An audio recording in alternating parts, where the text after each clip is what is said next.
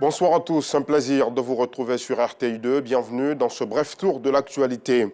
Nous irons ce mardi à Yopougon où le quartier camp militaire est sous la menace des eaux usées. C'est même bien pire car le quartier devient invivable avec les nombreuses odeurs fétides et nauséabondes. C'est qu'au camp militaire, les canalisations sont dans un état de dégradation très avancé, ce qui expose les populations à divers cas de maladies. Mais ce triste décor n'empêche pas les commerçants, comme vous le voyez sur ces images, d'exercer leurs activités dans ces lieux infectés. La nourriture est même vendue dans ces lieux infectés, au milieu de ces eaux usées qui ruissellent. Le 19h30 situe les responsabilités et sanctionne avec un carton rouge. Un reportage de Justin Kouassi, Pargasso Rokone, Gilles Tonia et Issa Dembélé à voir ce soir. Dans la commune de Trècheville, l'ambiance est au préparatif de l'Aïd el-Fitr, la fête marquant la fin du jeûne du Ramadan qui a lieu demain mercredi en Côte d'Ivoire. Les salons de couture sont pleins, les couturiers sont même débordés. Ils travaillent de jour comme de nuit pour livrer au plus tard demain avant la prière les tenues commandées. Nos reporters, Justin Kouassi et Gilles Tonia, ont visité quelques ateliers de cette commune. Le reportage est aussi à voir à 19h30.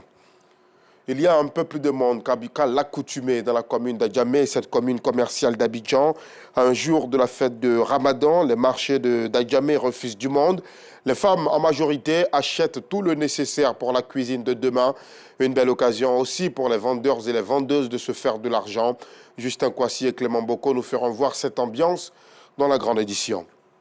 Depuis ce lundi 8 avril 2024, les épreuves physiques et sportives du BEPC, le brevet d'études du premier cycle, ont débuté sur toute l'étendue du territoire national. Ces épreuves vont se tenir jusqu'au 18 avril prochain. Nous avons sillonné des établissements de la commune de Cocody et de Yopougon afin de voir l'état d'esprit qui prévaut autour de ces épreuves physiques et sportives. Le reportage d'Abdoulaziz Guira est commenté par Georgette Tido Fofana. Alors tiens, premier, deuxième. C'est la première épreuve du BEPC, brevet d'études du premier cycle.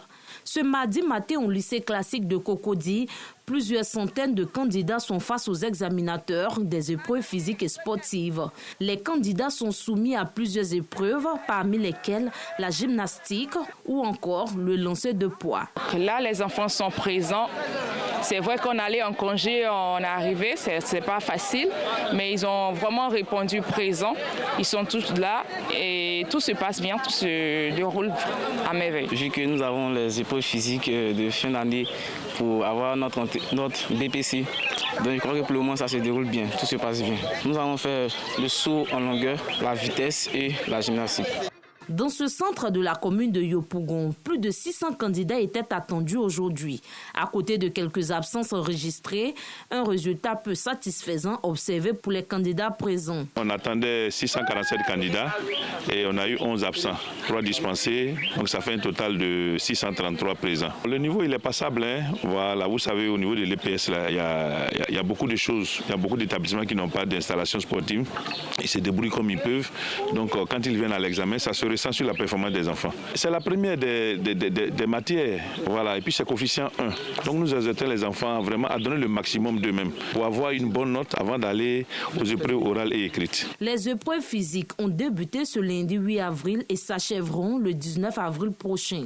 Les épreuves pratiques, orales et écrites, quant à elles, vont se tenir du 22 au 31 mai prochain.